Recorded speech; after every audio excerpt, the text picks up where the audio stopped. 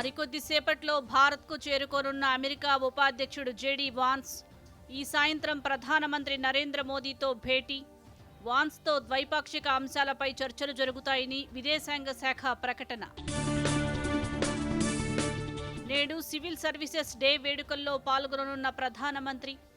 అత్యుత్తమ సేవలందించిన సివిల్ సర్వెంట్లకు అవార్డులను అందచేయనున్న మోదీ. హైదరాబాద్లో ఎకో టౌన్ ఏర్పాటుకు జపాన్ సహకారం. సీఎం పర్యటనలో ఒప్పందం ఖరారు. పర్యావరణ పరిరక్షణకు ప్రభుత్వం కట్టుబడి ఉందన్న ముఖ్యమంత్రి రేవంత్ రెడ్డి. నేటి నుంచి నిజామాబాద్లో రైతు మహోత్సవం.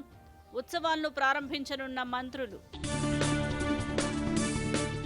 5 రోజుల పర్యటనకు అమెరికా చేరుకున్న నిర్మలా సీతారామన్. నేడు శాన్ ఫ్రాన్సిస్కోలో ఐటీ కంపెనీల సీఈఓలతో భేటీ. ఐపీఎల్లో చెన్నైపై ముంబై ఇండియన్స్ గెలుపు. హ్యాట్రిక్ విజయం నమోదు చేసిన హార్దిక్ పాండ్యా జట్టు. సీజన్లో 6వ సారి ఓడిన చెన్నై టీం.